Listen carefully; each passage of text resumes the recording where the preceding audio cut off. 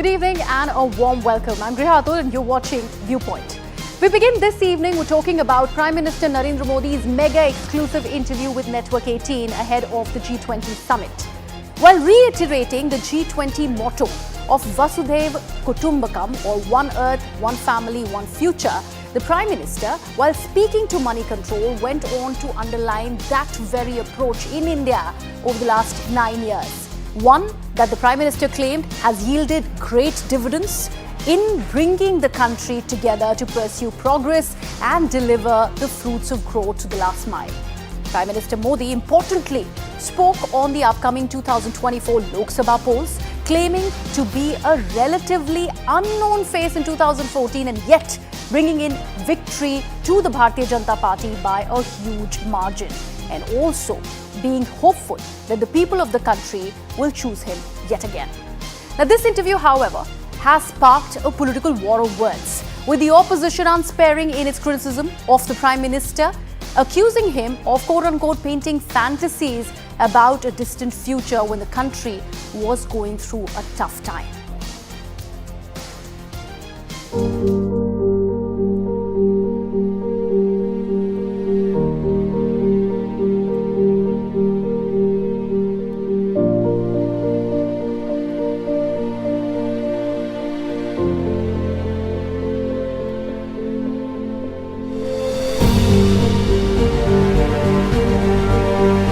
प्रधानमंत्री मोदी जी ने कर दिखाया है पिछले 9 साल में, कैसे बड़े बड़े देश यूएस हो या यूके हो या यूरोप हो या चाइना हो, कैसे वो असफल रहे अपने इकोनॉमी को मैनेज करने में। 2014 में प्रधानमंत्री नरेंद्र मोदी जी को जनता ने जनादेश दिया तो उस दौरे तरक्की के अंदाज निराले थे, चौतरफा करप्शन था, हर और घोटाले थे। नरेंद्र मोदी जी ने ईमान, इकबाल और इंसाफ की ताकत से वो जो एक विरासत थी उसको जो है वो करेक्ट करते हुए, उसको ध्वस्त करते हुए और देश में विकास के माहौल को प्राथमिकता दी। Inflation in the numbers may be different for Prime Minister. Still, Prime Minister lives in Delhi only. Therefore, only he is unable to understand the pain of the rural India. The 9 years, he says that we are taking steps to bring down inflation. 9 years, what they were doing? Had the inflation come down? Have they generated employment? Course of last 10 years, never a statement has been made by the Government of India or by the Prime Minister himself as to what efforts were making in that direction and where they were obstructed.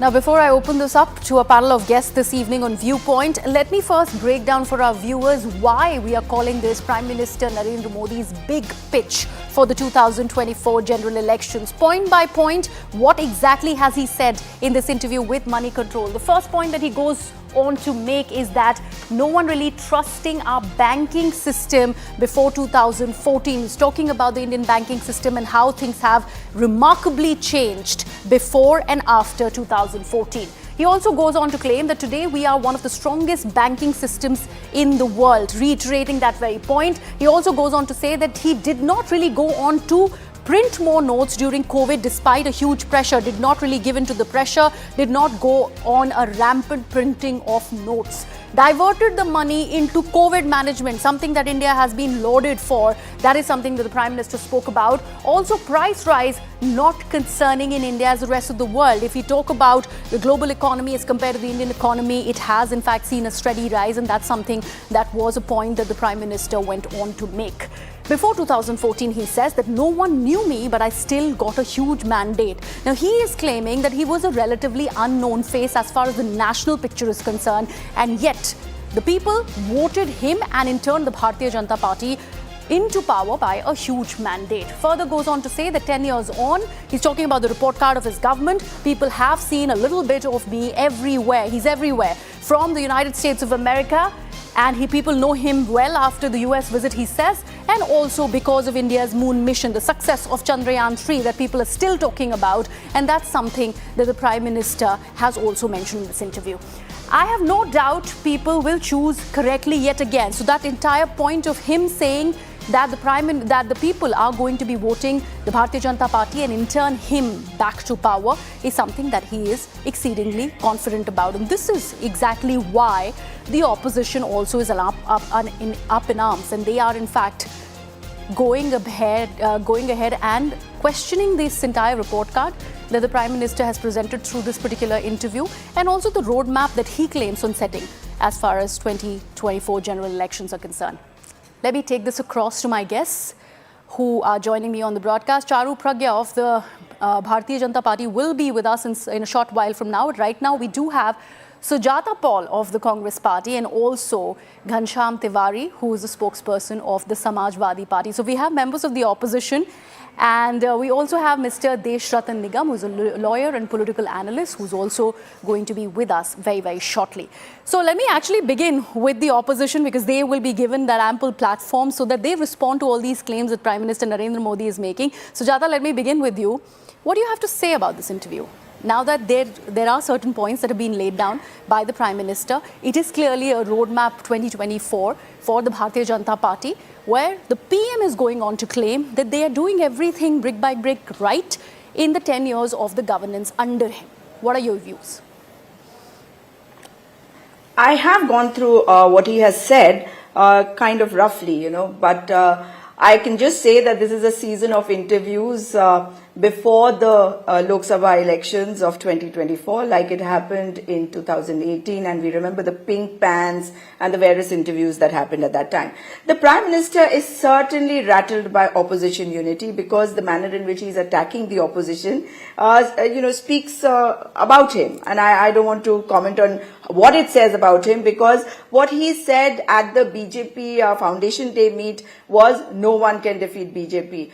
Then on 15th August, he said, I am going to be back here. That is some kind of childish arrogance that he exuded. And now in this interview, he has come down to say that I know that people will choose correctly. Indeed, people will choose correctly, because his 37% is pitted against a united opposition of 67%. But, when he talks about the fact that he was an unknown CM, I thought he was professing to be a great CM. He had given us the Gujarat model, which is out there for all of us to see. We have seen the condition of the roads, which we really admired at that time, and we thought that infrastructure was really grand in Gujarat. But the truth is out. When he speaks about COVID management and the finances, how they were utilized, he forgets that the country has been asking him questions on the PM Cares Fund. He has not told us where the money came from, how the money came to the PM Cares Fund,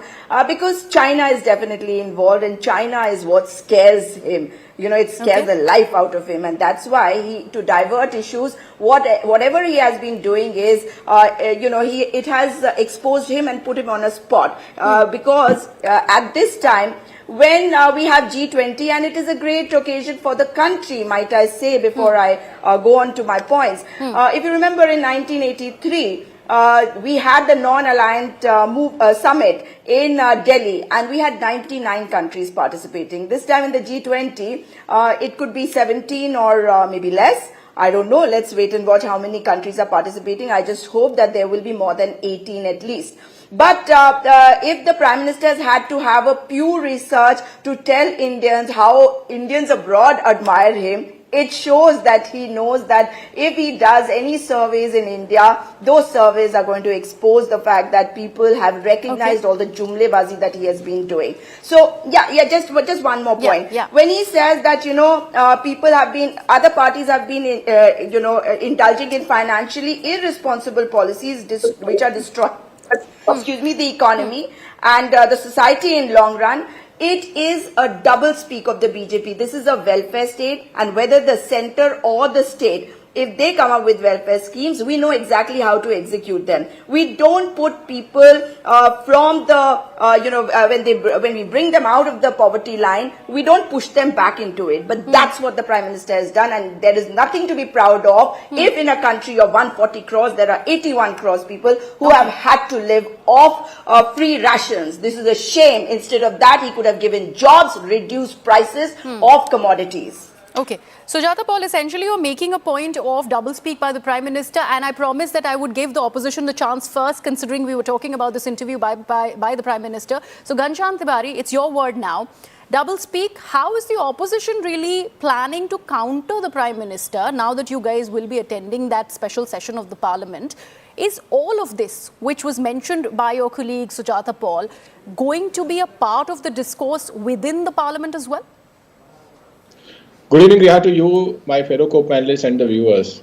3 or 4 things stand out. That we are a laughing stock of the world today, that a vibrant democracy of 140 crore people. A parliament session has been called, and not a leading channel such as CNN News 18 or a BJP spokesperson or any member of parliament knows about what that session is about.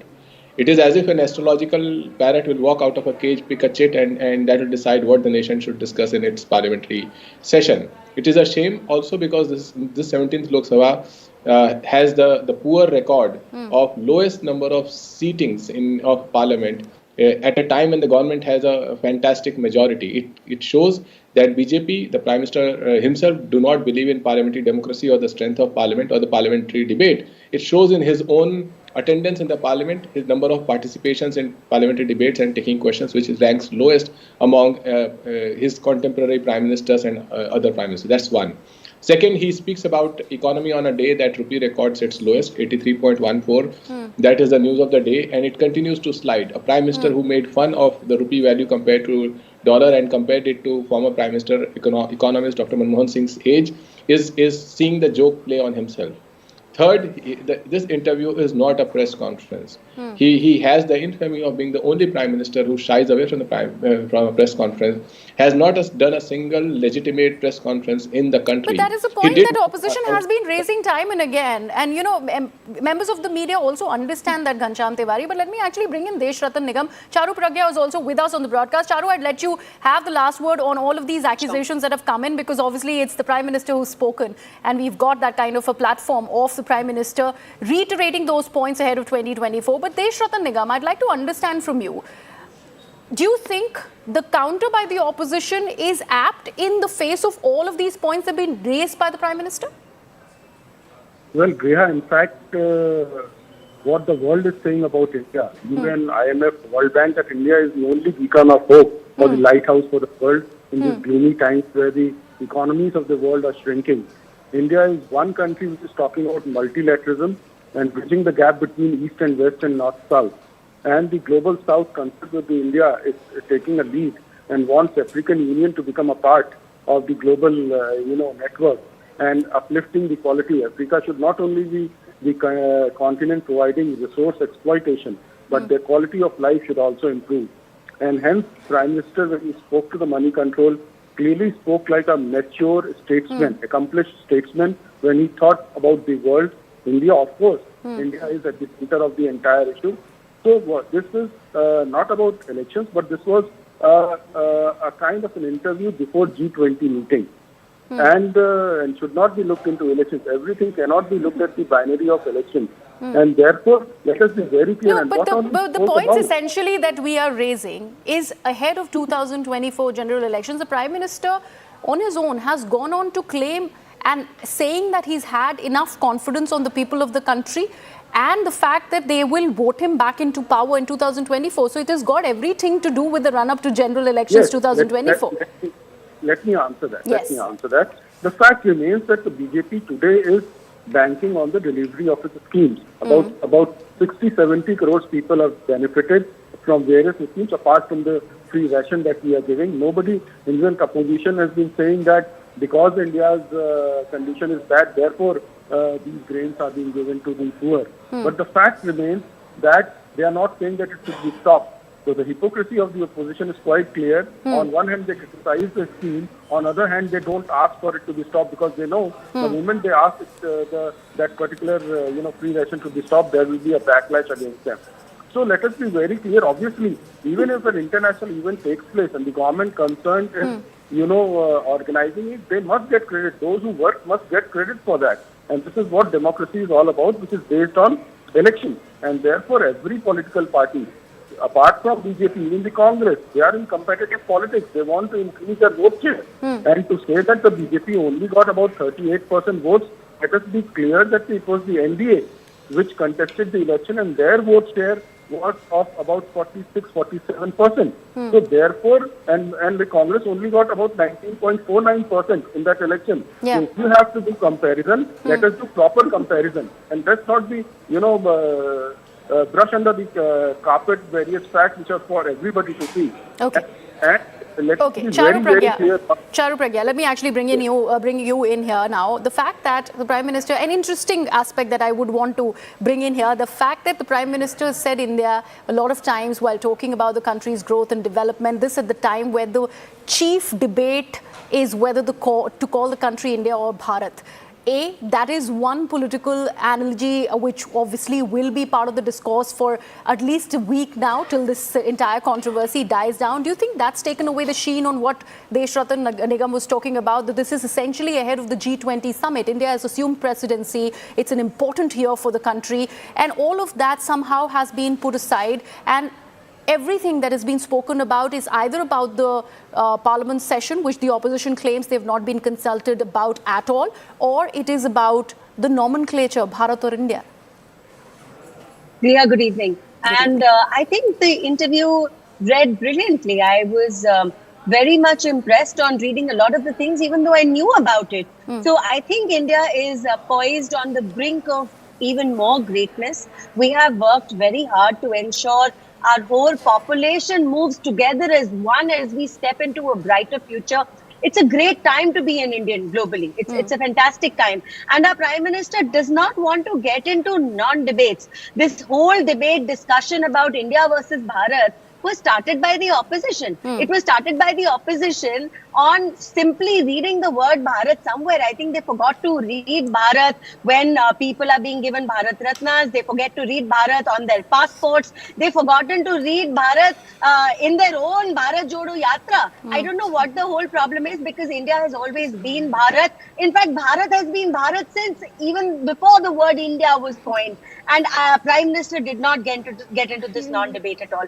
He spoke about how we have as a nation contributed to make our presidency of G20 very successful. He's spoken about over these nearly 60 cities where meetings of the G20 have been held, how over 1.5 crore people have been directly or indirectly responsible in hosting our foreign delegates, and we have done a great job of it. We have not kept the exposure of foreign nationals and heads of states limited to our capital, Delhi. We have let them see our whole nation. In fact, a lot of critical meetings have happened in non-NDA ruled states, and I think that speaks a lot about how our Prime Minister views India. He's being completely non-partisan and very inclusive and national when it comes to India's image, and when it comes to making sure everybody has a role and a part to play in this. He talks about India's growth story. Ghanshyam just was talking about some figures, but Ghanshyam forgets that the GDP is very high. It is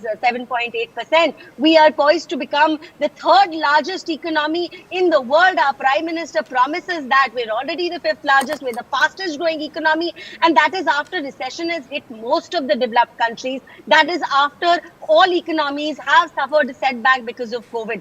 What we are doing today is extremely important, not just for our nation, but for the whole world. And the Prime Minister speaks about that with a lot of clarity. Okay. Because so while Ghanshyam was making that point, Charu, he also went on to sneak in that little detail which the opposition always accuses the Prime Minister of having a monologue, of having a stage once again to actually throw in his monologue, not really taken much of the questions. Although this was an interview, he's answered some of the very, very important questions. But how does the BJP respond to that claim by the opposition yet again?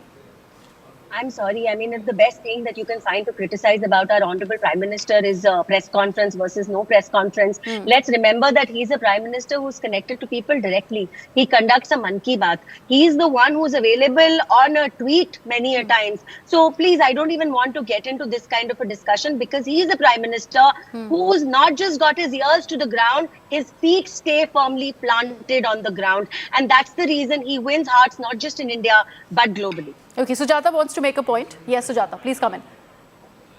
Yes.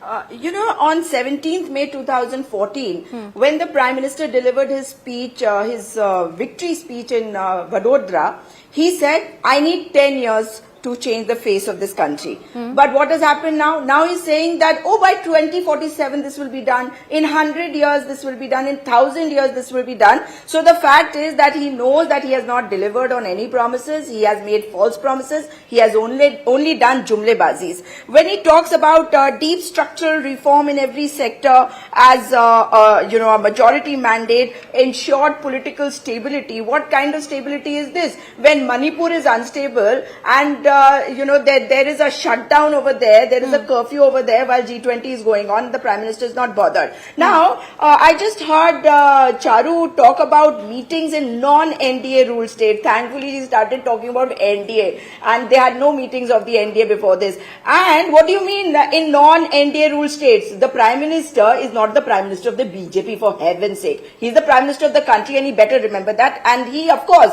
delivers a monologue in his Man Ki Baat, forgets Manipur Ki Baat, does not think about Jan Ki Baat. That is his problem. But when Mr. Deshratan Nigam spoke about, not connecting it to 2024, that means he has already belittled your interview. He is somebody who is associated with the BJP and the RSS, and if he is belittling the interview, who am I to say anything? When he compares votes, he must remember that when people go out to vote and there are a whole lot of options available, then the votes do get divided. But the Prime Minister is trying to distract now and divide them again. But it's not working. And nobody has a problem with Bharat or India or there is a certain kind of Hindustan. confidence that the Prime Minister exudes when he goes on to say that the people of the country are going to go ahead and vote for him yet again in 2024.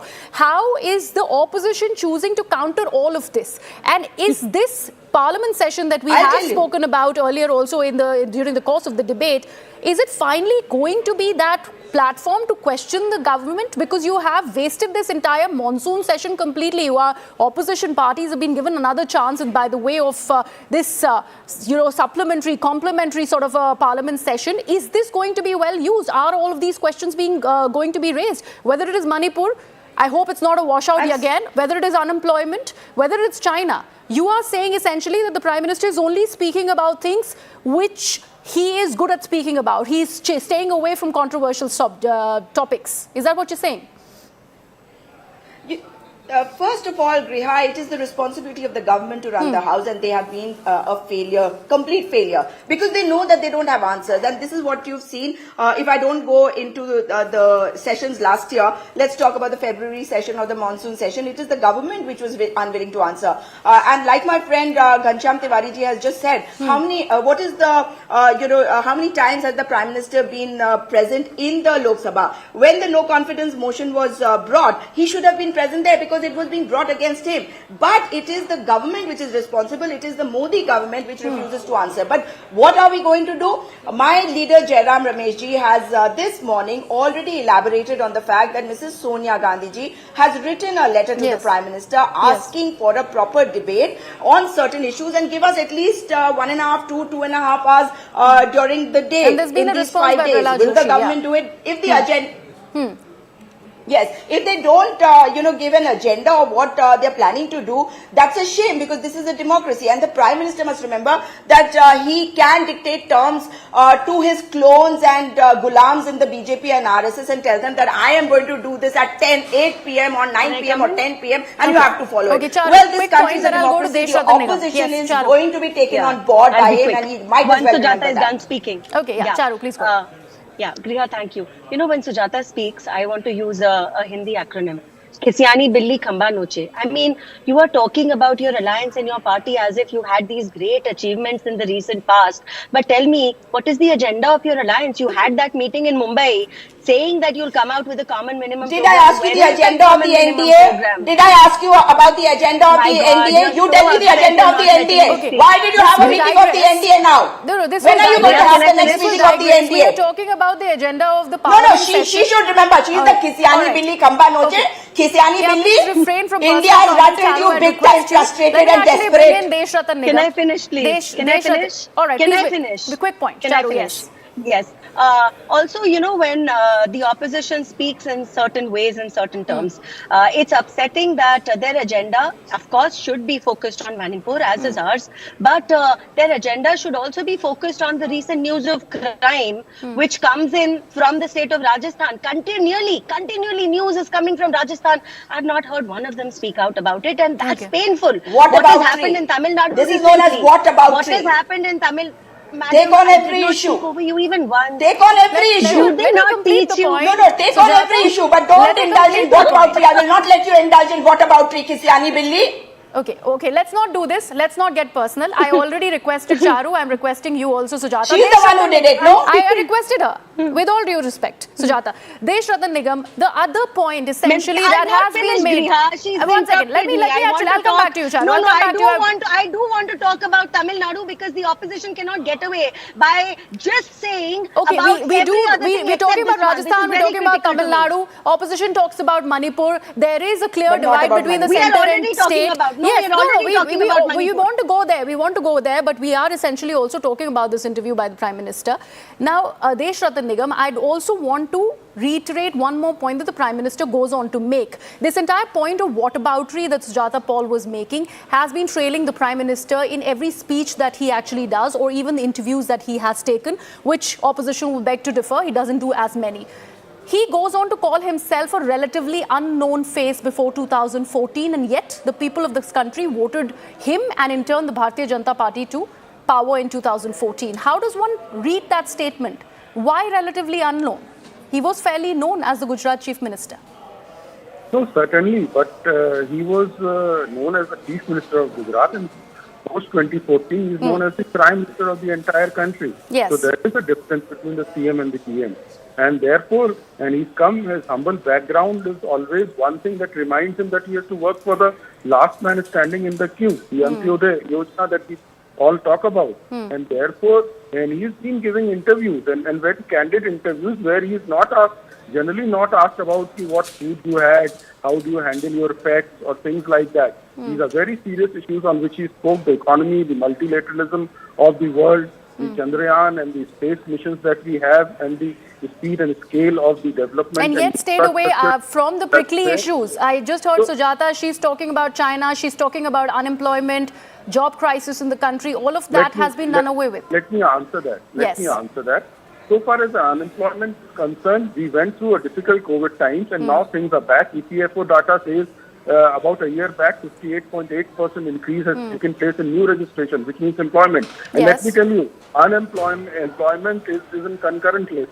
It is as much a responsibility of the state government as well as the central government. To say that every employment scheme has to come from the central government, that will be a misnomer, because it is mostly the work of the state government which are in touch with the grassroots level, supplemented by the central government effort.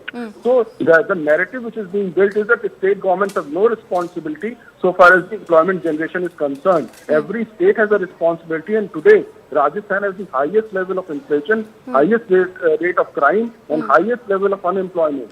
So, and that's governed by the Congress. And therefore, let us not hide facts. Let us be realistic. We went through difficult times and we have come out of it. And the world says we are the only hope in this world where the economies are on the negative side. Okay, Ghanshyam Tiwari, I'll let you have the last word. The missive that Sonia Gandhi sent out to Prime Minister Narendra Modi asking for an agenda of this parliament session also mentioned how there is a great divide between the non-BJP ruled states and the centre. When it is about Uttar Pradesh, which is a BJP ruled state, you are an important political party that dominates the political spectrum in that state. What do you have to say about this claim that's been made by your own allies? Well, three things as part of this discussion need to be covered, and I've reviewed Prime Minister's interview on his own website. Yes. One is speaking about the banking sector strength. A government that gave 15 lakh crore of write-offs to its favorite friends. And Mr. Nigam talks about last man standing. For the Prime Minister, the last and the only man standing is Mr. Adani. And that is why one nation, one businessman scheme has been talked about across the world. As far as the view of the Prime Minister with respect to NDA states versus non-NDA states, even in the worst crisis that our generation faced, which is the COVID times, it was the central government that was fighting with the non-BJP ruled states on petty issues. So on no issue, whether it is the session, the agenda of the session, or the responsibility of the nation, do they feel that opposition, other parties, non-BJP parties, even NDA parties are stakeholders? To that extent that BJP MPs are not stakeholders when they don't know about the agenda of the parliament. No, but are you confident as an opposition is what my question is, that you are a dominant player in UP, BJP has a great stake in Uttar Pradesh, but as an opposition party or as an India bloc, are you confident of taking on the big and indomitable force so far, what we've seen in these 10 years of the Bharatiya Janata Party? If the confidence, do you have, we have an agenda. There are three signs of confidence. Do you have an agenda? We have an agenda that is progressive. The second sign of agenda is, do you believe in transparency in a democracy? Yes, we believe. We do not call out a parliament session which is a black magic box which only one man and his maverick So we'll have to see all of that, whether that comes into play in the parliament session that is coming up. Now we've got some breaking news. I'd like to thank all my guests for joining me on the broadcast. Charu Pragya and Deshratan Nigam, of course, are going to be staying with us through the course of Viewpoint. But right now we're getting some breaking news on the broadcast, and this concerns the missive that Sonia Gandhi, in fact, has sent out to the Prime Minister. Now, union ministers have responded to Sonia Gandhi's letter to Prime Minister Narendra Modi on the special session of the Parliament, where the former Congress chief sought the agenda of the session, claiming that it has been convened without political parties having been consulted. And she's also gone on to add that the opposition will raise critical issues while in that Parliament session.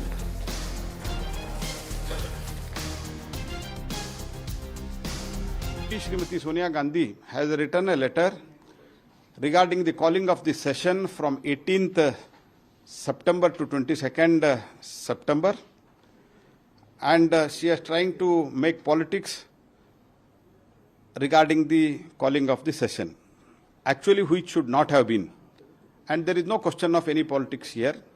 And in the temple of democracy, nobody should, especially the Congress party, which calls itself as the grand old party of the country and which has ruled the country for more than 16 years, more than 60 years, they should not try to politicize this issue. बहुत ही दुख की बात है कि Shrimati Sonia Gandhi ji, Congress party और विपक्ष ने इसको भी राजनीतिक विवादों में डालने की कोशिश की है। मैं समझता हूं पार्लियामेंट, हमारा संसद भारत की शान है, भारत के लोकतंत्र का मंदिर है, और उसको राजनीतिक विवादों में हमें घेरना नहीं चाहिए। कांग्रेस की हमेशा एक कोशिश रहती है कि सभी जितनी परंपरागत हमारी जो संस्थाएं हैं, जो हमारा संविधान है, उसको वाद विवाद में डालने की जो एक कांग्रेस की कोशिश रहती है, उसकी मैं घोर निंदा करता हूं। And with that, it's time for me to slip into a very short break here on Viewpoint. But up next, after Udhyanidhi Stalin's remark, two top Congress netas from Karnataka have sparked a controversy questioning the Hindu faith and its rituals. Also, Prime Minister Narendra Modi has weighed into this entire controversy, and he has gone on to direct the Council of Ministers in the BJP to give a short retort, a strong one. That debate is coming up after this very short break.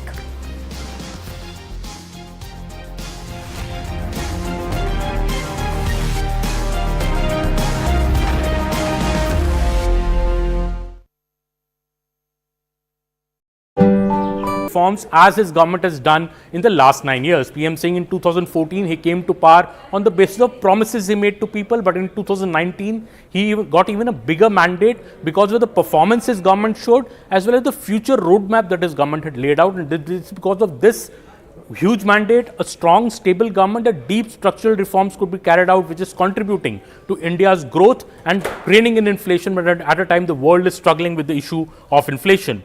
He also says that when it comes to the global south, these are countries with which India empathizes. PM says that since we are also a part of the developing world, we understand the aspirations of the global south. At every forum, including the G20, the Prime Minister says India has been raising the concerns of the countries of the global south. In fact, countries of the global south have also found a space in India's G20 presidency, the Prime Minister says.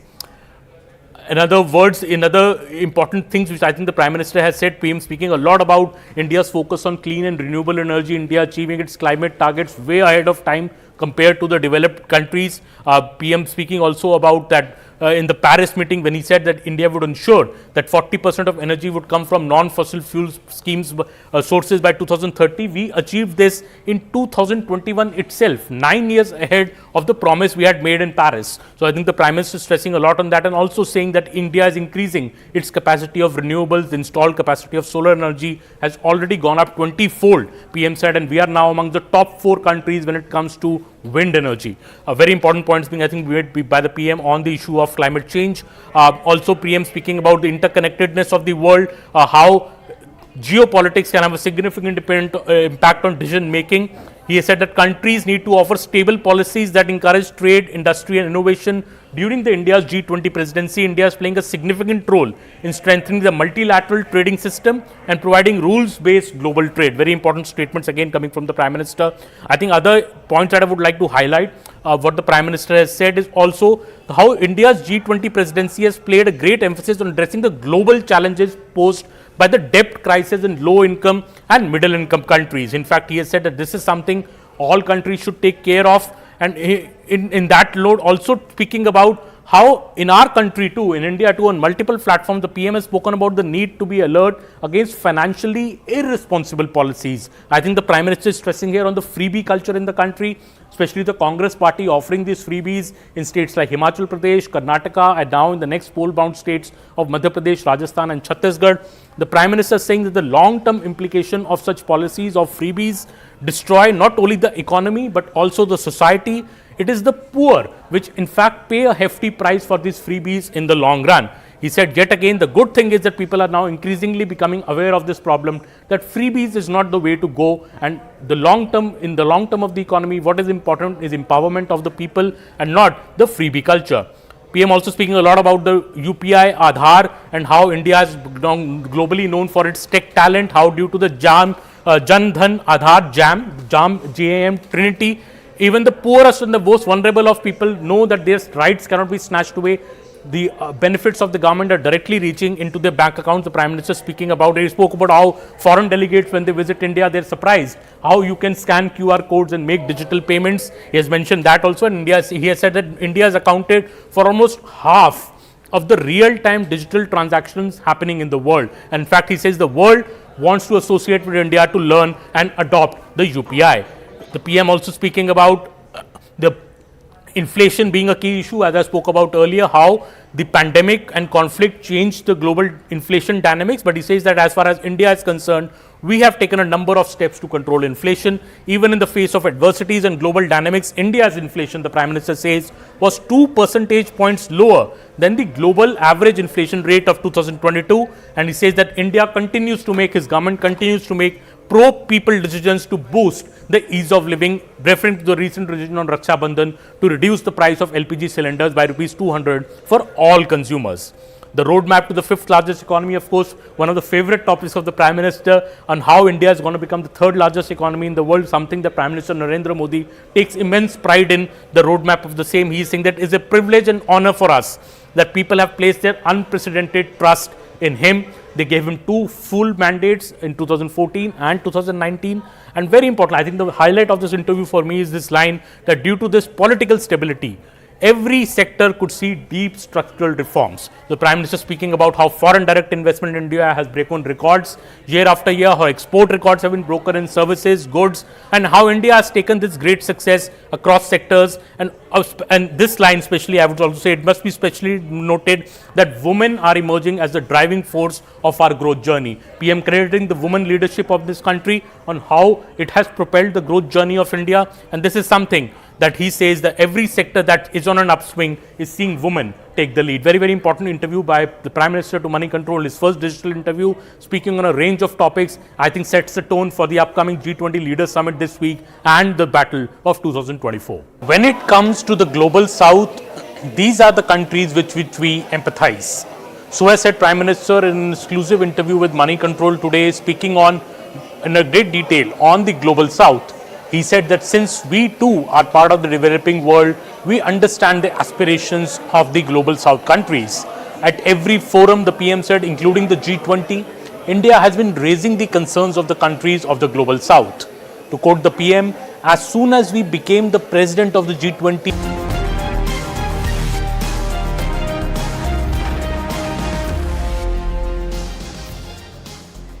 Welcome back. You're watching Viewpoint with me, Griha.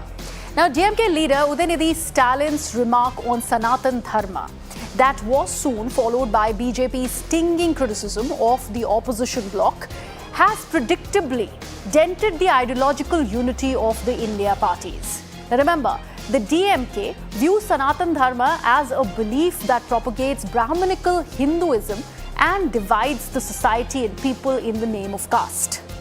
The socialist parties within the alliance, which derive their ideological moorings from Ram Manohar Lohia, also share this view, but not entirely. Because even though they have traditionally spoken the language of emancipation of the underprivileged, including Dalits, they do not share the antipathy Perrier had for Hindu religion and also its deities.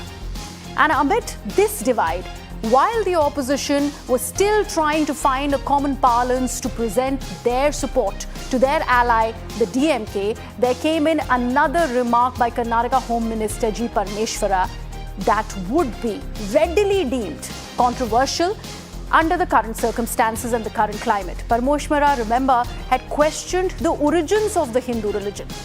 Adding to this came in another remark, this time by the Chief Minister of Karnataka, Mr. Siddaramaiah, who criticized the Hindu temple practice of asking male devotees to remove their shirt, and that only has aggravated the situation, and this entire controversy is not dying down anytime soon. So it's safe to say that the firestorm and the political face-off over this Sanatan Dharma controversy, while all of this is brewing, the Prime Minister now has waded into this entire controversy, and he in fact has highlighted the need to respond to the ongoing debate over Hinduism at the Council of Ministers meeting. He in fact has mentioned that it is important to stick to the facts as per the Constitution and also speak on the contemporary situation and of the issue, but all of that only constitutionally.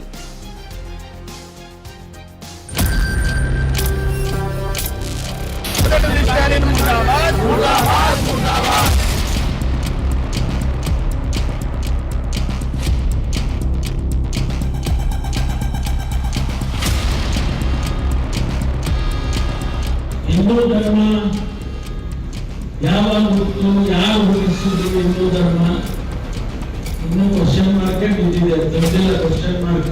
ಈ ಆಚರಣೆ ಇದೆಯಲ್ಲ, ಈ ಆಚರಣೆ ದೇವ್ರ ದೃಷ್ಟಿನಲ್ಲಿ ಅಮಾನವೀಯವಾದಂತ ಆಚರಣೆ.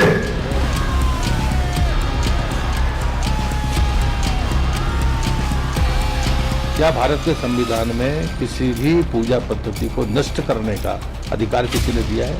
Congress party से क्या आपके नेता अगर मिस्टर परमेश्वर ये कहते हैं और आपके अलायंस सहयोगी उदयनिधि ये कहते हैं कि हिंदू धर्म एक डिजीज है, तो मैं याद दिलाना चाहता हूं कि एटम बम के आविष्कारक रॉबर्ट ओपेनहाइमर को गीता में प्रेरणा नजर आती है. Opening this up for debate, Charu Pragya and Desh Ratan Nigam continue to be with us on the broadcast, and joining us this evening are Sumansi Raman and Ravi Srivastav. Now, let me begin with you, Charu Pragya. Now that the Prime Minister has waded into this entire controversy and he said the challenge, all of that is coming from the opposition constitutionally. Do you think reacting to each and every statement that's been made by members of the opposition will now stop? Priya, good evening and namaste.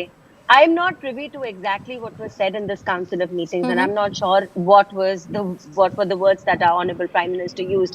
But I know one thing, and I'm very sure of one thing. Having the right to practice and profess your religion freely in India in no way means that you have the right to encroach upon the rights of others.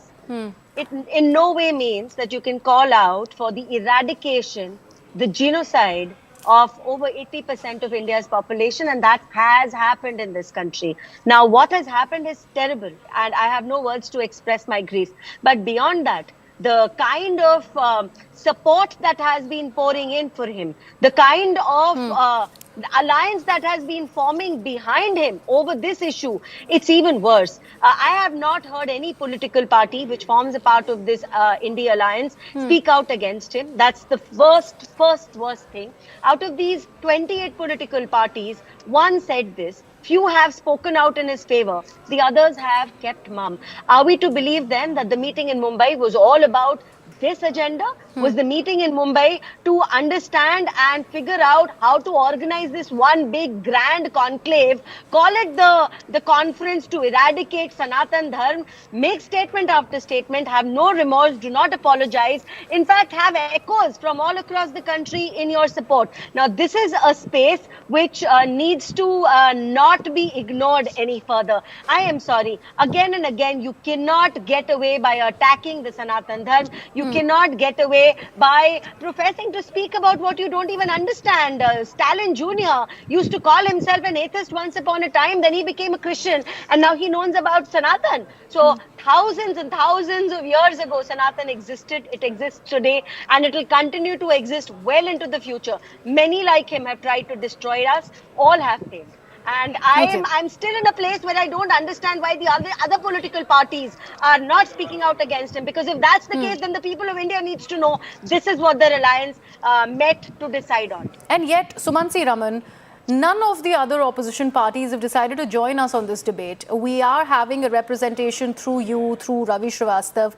But why are they not going ahead and claiming what they want to? If at all they oppose the idea or probably are one with the idea, there needs to be an approach that needs to be presented. Why are they shying away from it? Are they on the back foot? Look, your question is to me, Greha? Very yes. clear.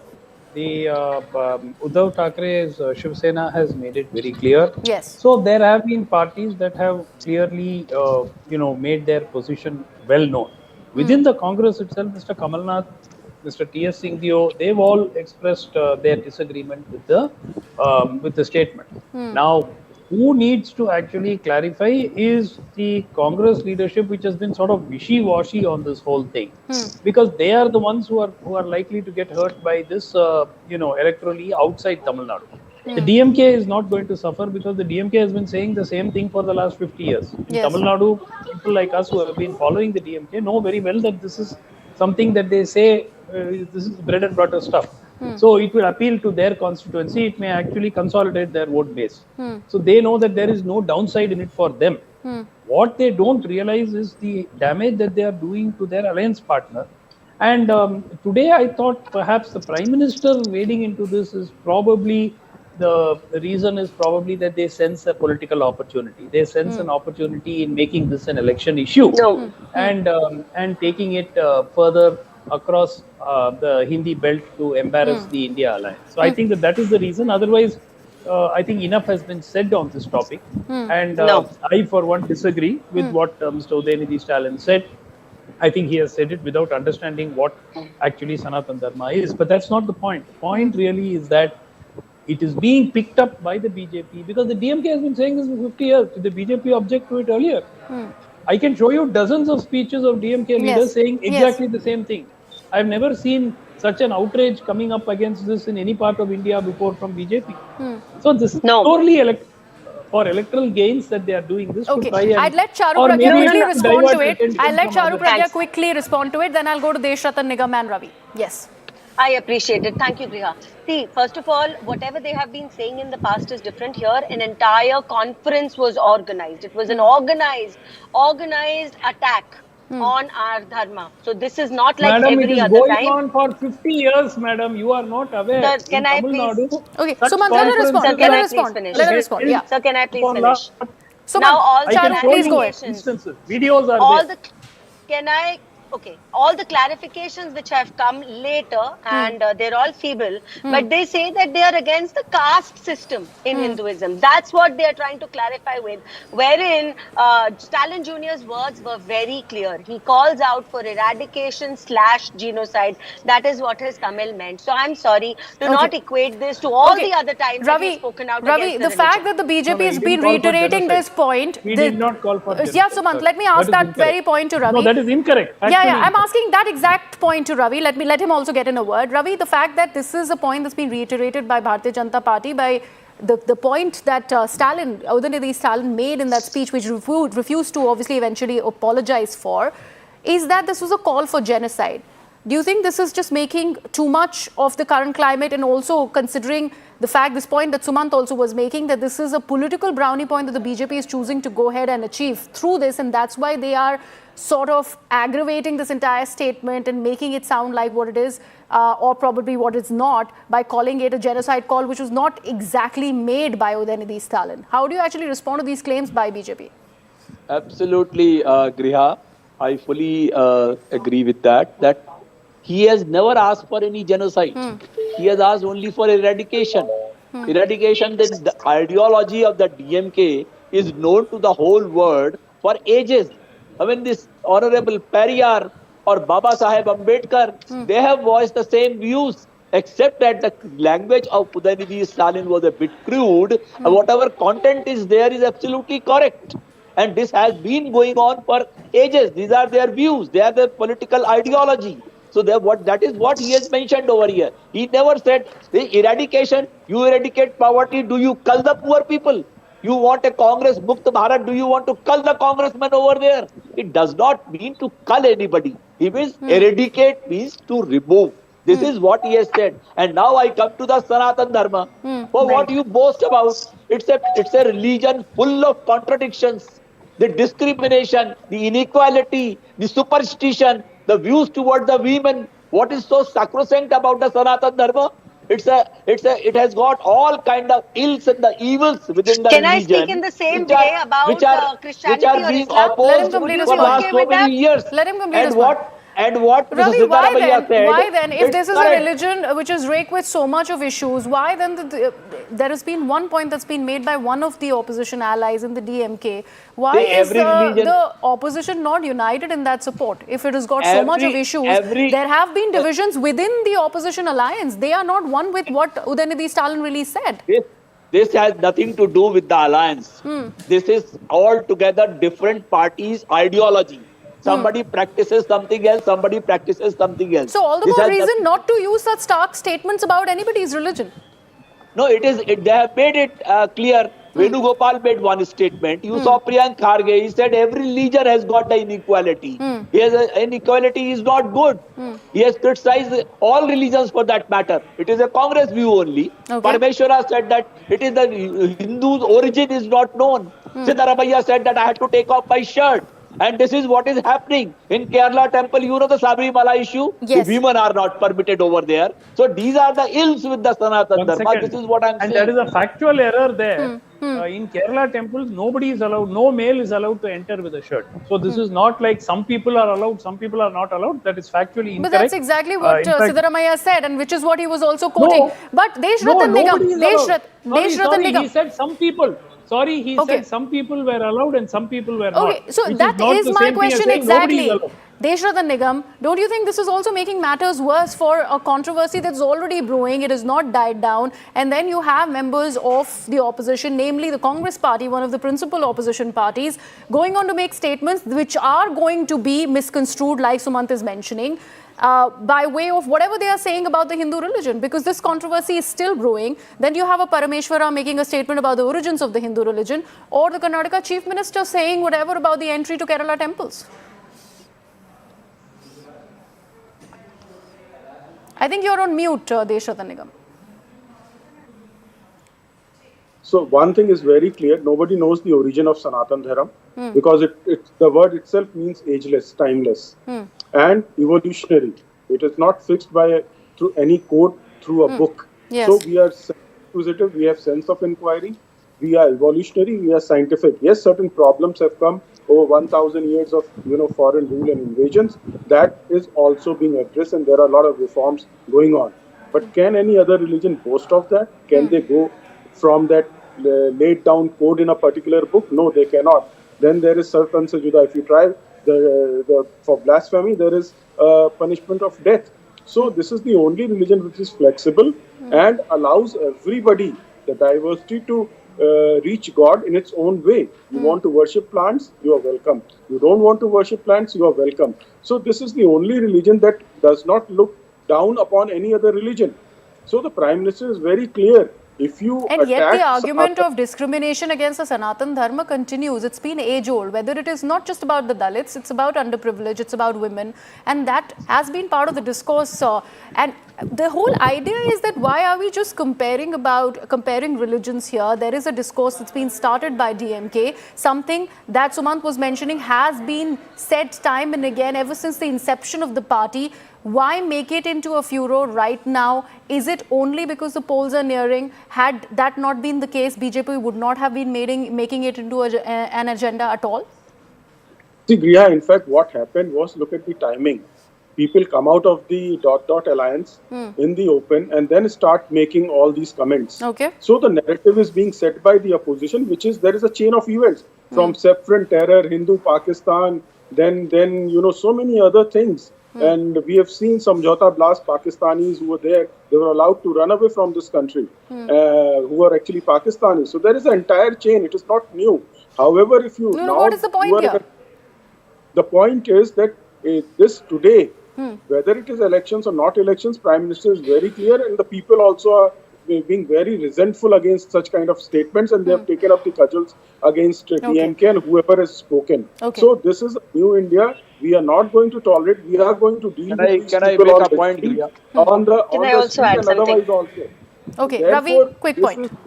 We Yeah, can't quick point. take it lying down. This BJP is trying to just piggyright this particular issue due to the forthcoming Lok Sabha elections. Otherwise, they were the partners with the DMK. They had known But my about their question is, philosophy. why is the opposition giving them enough ammunition? There have been statements after statements that have been made, which can be blowing up this controversy.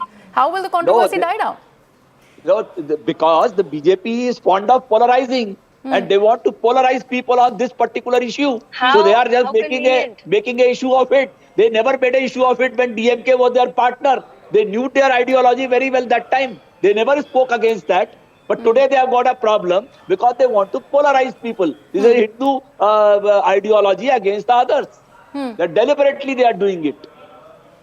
So, Bansi Raman, I'll let you have the last word. I want to understand, do you think with this fresh controversy coming in from Karnataka specifically, which has always been a polarized state, has this given enough ammo to the Bharatiya Janata Party? If you're saying that they're doing it ahead of polls and they're doing it just because they have political interests at play, isn't the opposition also helping them do that?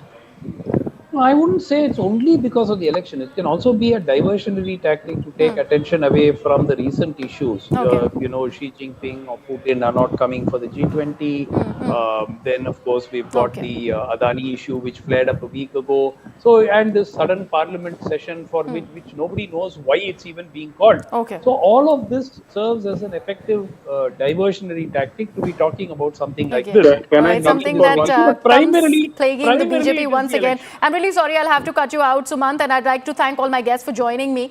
We're getting some more breaking news on the broadcast, and that's why we have to cut out of this debate. This is news just coming in, and this concerns Prime Minister Narendra Modi.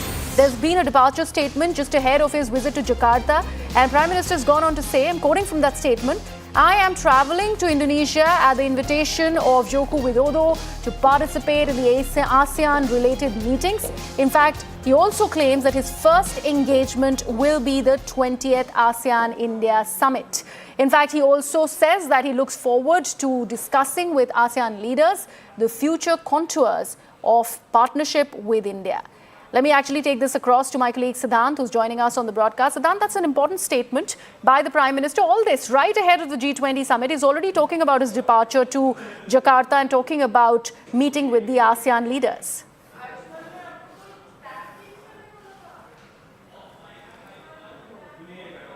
Siddhant, are you there?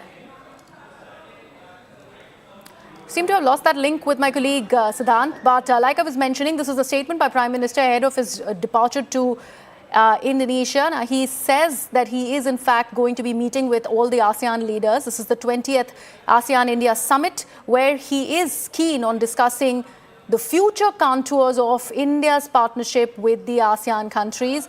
And he also talks about how this is the fourth decade of this ASEAN-India summit, the 20th one at that. Important statement coming in from the Prime Minister's office. And on that note, I am slipping into a very short break. That's the end of Viewpoint. My colleague Shivani Gupta is joining you on the other side with Plain Speak.